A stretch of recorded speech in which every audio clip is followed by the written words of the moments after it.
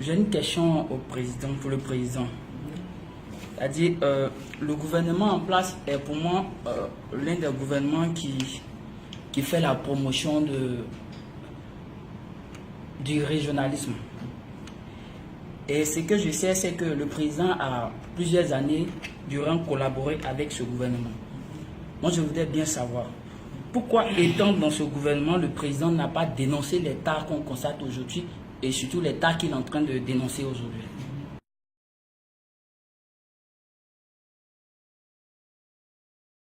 Le travail dans un gouvernement, ce n'est pas de dénoncer les tares. Ça vous paraît évident, non? Oui, c'est de travailler. Quand vous êtes dans la politique et vous n'êtes pas au gouvernement, vous dites ce que vous allez faire et vous dénoncez les choses que le gouvernement fait qui ne sont pas bien. Mais une fois vous êtes dans le gouvernement, vous êtes à la pratique. C'est votre façon de dénoncer, c'est de montrer comment il faut faire. C'est ce que j'ai fait pendant 5 ans à la fonction publique. Alors, je dénonce beaucoup la corruption. Je n'avais pas dénoncé. Quand j'étais à la douane, je ne dénonçais pas. Hein. Je combattais la corruption. Disons, quand je suis parti de la douane, en 2008 que j'ai commencé à faire la politique, j'ai recommencé à dénoncer la corruption que j'avais combattue. Je ne dénonçais pas la douane, je combattais.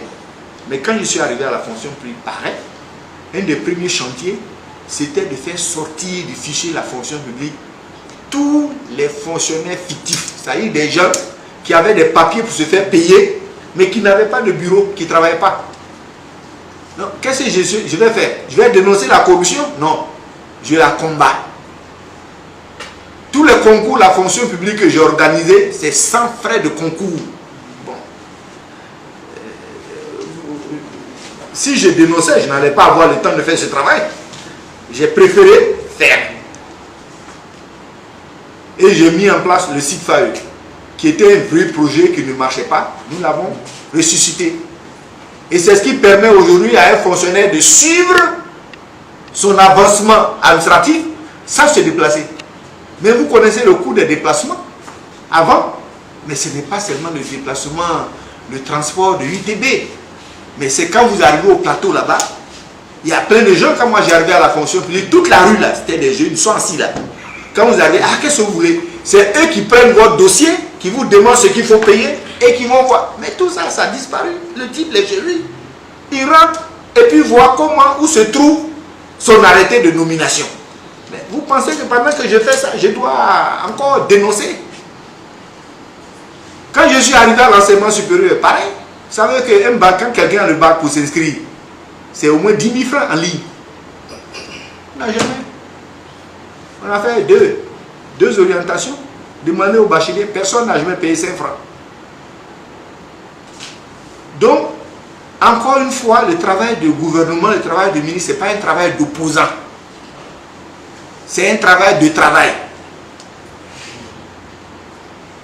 Maintenant que je ne suis plus au gouvernement, que je ne suis plus en train de travailler, je travaille avec quoi? Pas avec mes mains, je travaille avec ma bouche.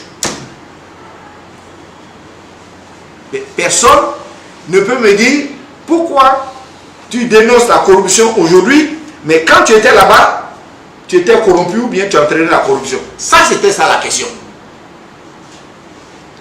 Pourquoi les choses que tu dénonces aujourd'hui, tu ne les as pas faites quand tu étais au gouvernement? Ça, c'est une bonne question, mais pourquoi est-ce que vous étiez au gouvernement et ne vous entendez pas? Mais parce que il fallait m'entendre avec les yeux, pas avec les oreilles. Il fallait regarder ce que je fais.